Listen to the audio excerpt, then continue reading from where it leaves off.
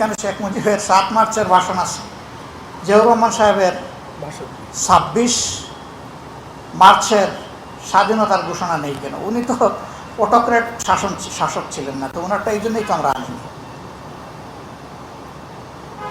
যারা কর্তৃত্ববাদী ছিল, যারা আগ্রাসী ছিল, জুলুমবাজ ছিল, আমরা তাদেরকে এখানে তুলে নিয়েছি।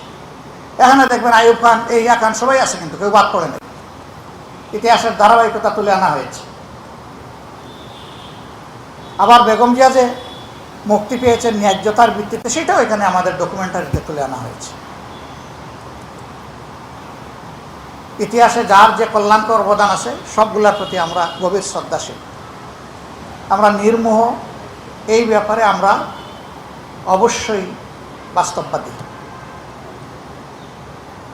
প্রিয় সম্মানিত সাংবাদিক বন্ধুগণ, আমরা এই বিষয়গুলো তুলে ধরার উদ্দেশ্যটা কি? উদ্দেশ্য হচ্ছে যাদের উপর জাতির এখন দায়িত্ব আছে তারা যেন তাদের দায়িত্বকে উপলব্ধি করেন এবং জাতির প্রত্যাশার আলোকে যেন দেশ পরিচালনা করে। আর উদ্দেশ্য হচ্ছে জনগণকে সচেতন রাখা যে আমাদের অধিকার যদি কেউ কেড়ে নিতে চায়, তাহলে যেভাবে জীবন দিয়ে অতীতে দফায় দফায় এই দেশের সূর্য সন্তানেরা, বীরেরা তাদের অধিকার আদায়ের জন্য, জনগণের অধিকার আদায়ের জন্য লড়ে গেছে, আমাদেরকে সেই লড়াইয়ের জন্য নতুন করে প্রস্তুতি নিতে হবে।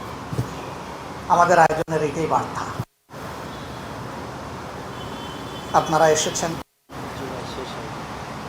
আমাদের বার্তা হচ্ছে যেহেতু জুলাইয়ের আকাঙ্ক্ষা পূরণ হয়নি, কাজেই জুলাই শেষ হয়নি।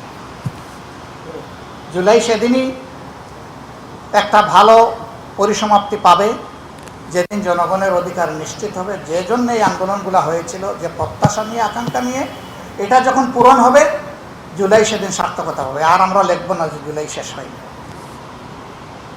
সবাইকে ধন্যবাদ।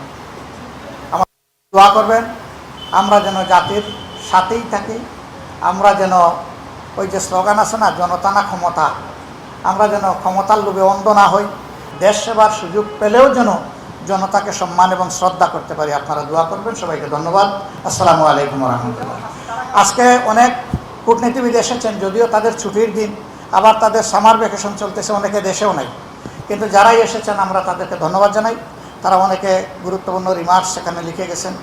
আপনারা এসেছেন, আপনারাও যদি রিমার্কস লিখতে চান, চিঠি ড্রপ করতে চান, আপনাদের জন্য এটা ওপেন আছে।